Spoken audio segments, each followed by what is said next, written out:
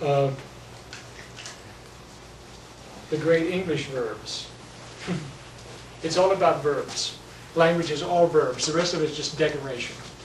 The great English verbs, to be and to have, reduce the basic questions of life to where are you and what have you got?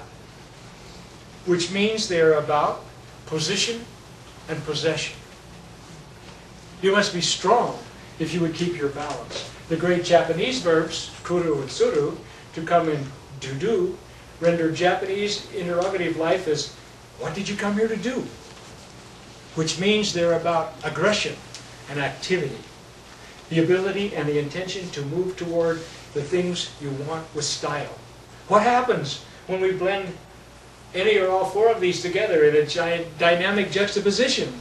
To be and to do something beautiful. Where I am with what I've got to get there first. Come where we are to have something to do. What non-verbal life would be like, we can't even imagine.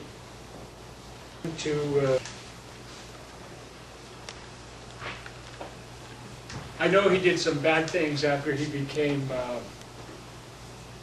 premier, but while he was on his way to liberating China from foreign domination, which was his organizing principle, Mao Zedong was a great poet as well. This is the Shangjiang River Bridge. The Shang River Bridge over Orange Island swarms in both directions in the morning, connecting the east and west halves of Changsha back together. On the jut at the south end, where the island parts, the rapid muddy water flowing north, I defied the sleeping authorities in the dark by climbing over the fence to go down to the edge before dawn in the as yet unopened park to pay homage to Mao Zedong. Listen to the waves lap and ripple, the sound of barges going by both ways. Dongbo, Hunan, Changsha, Zhuzhou. Rooted in space, the mystery intensifies. Languages traveling in opposite directions.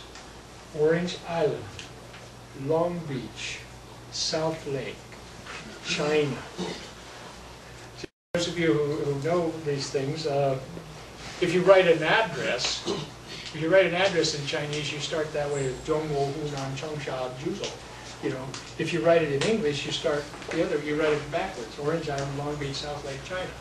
You know, which really should be coming first? You know, I don't know.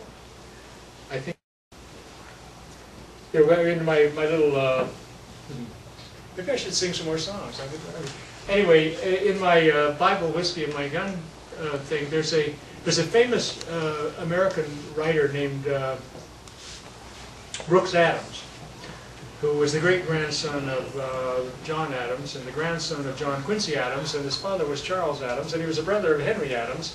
But Brooks Adams was a historian, and a really good one, and he figured out, and in his book, The New Empire, he said, well, when people, that would be the chimpanzees with the gene for speech, started to smelt metal,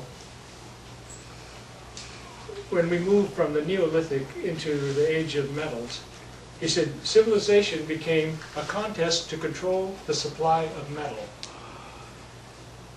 The military is here to ensure that we control the supply of metal.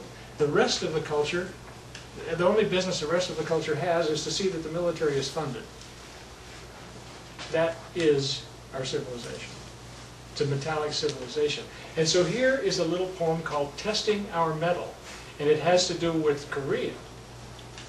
The tungsten mine at Patterson in Pacimarai closed down the very day the armistice at Panmunjom was signed.